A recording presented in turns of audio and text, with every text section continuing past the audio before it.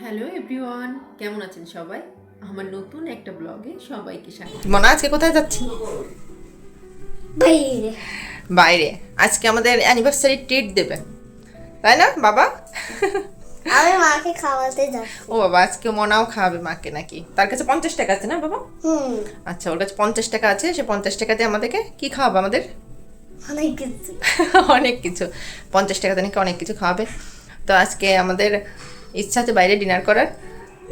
Anniversary treat দেবে ওর বাবা, তাই এই তেমন কিচ্ছুই না, এই শুধু বাইরে একটু সবাই মিলে অনেকদিন যাওয়া হয় না, তাই যাবো। এইটু টুকটাক খাওয়া দাওয়া করে আসবো, তাই না মা? হুম, আর কিছু না। চলেন যাই, দেখাই আজকে কোথায় যাচ্ছি আমরা। চলো।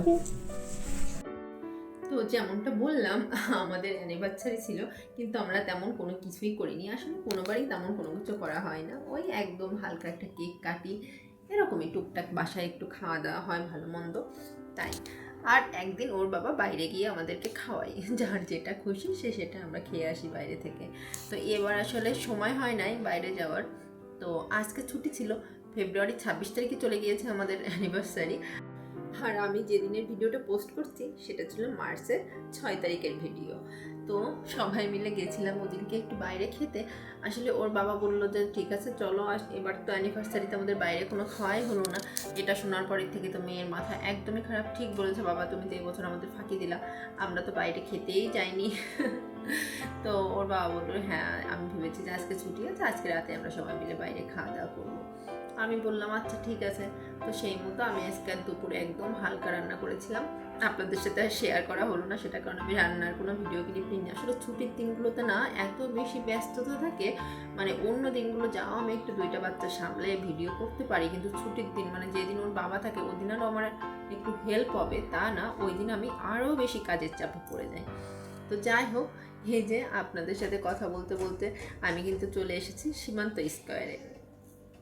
আমরা যারা ঢাকাতে থাকি, মানে বাংলাদেশের যারা, তারা তো এটা চেনে নি। সীমান্ত স্কয়ারে আসলে আমি একসময় ধানমন্ডি এলাকায় থাকতাম। এই সীমান্ত স্কয়ার থেকে একদম 10 মিনিটের ডিস্টেন্স ছিল আমার বাসা। তো তখন থেকেই মানে আমার মেয়ের খুব পছন্দ এই জায়গাটা।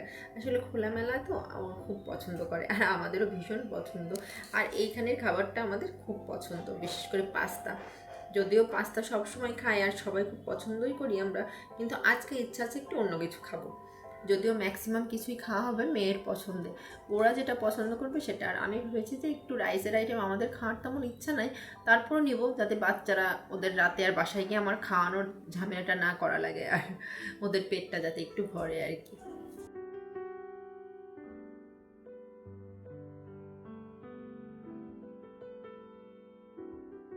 তো এই তো মেয়ে প্রথমে এসেই তার কথা, মা সুইট কর্ন খাবো।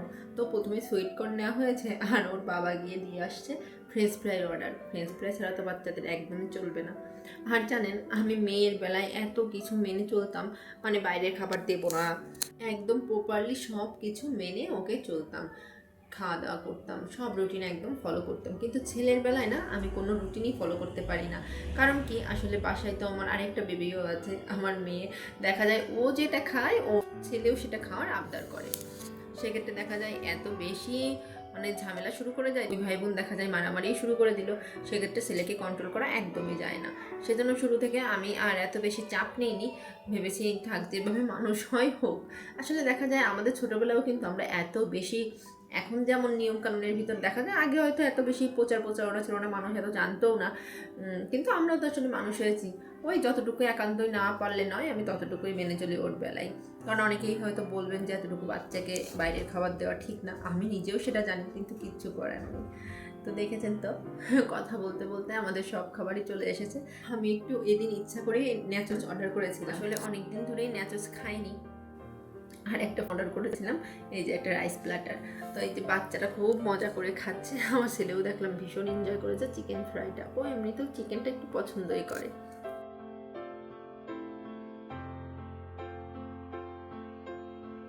তো আমাদের খাওয়া দাওয়া শেষ, এখন সবাই মিলে এলাম একটু বাচ্চাদের গেমের কর্নারে। পাশেই ছিল একদমই গেমের এই কাউন্টারটা, বাচ্চারা এখানে ভীষণ এনজয় করে। আমার মেয়ে তো আসলে প্রতিবারই এখানে যাবে আর খেলবে, ওই বাচ্চারা যেটা করে আর কি।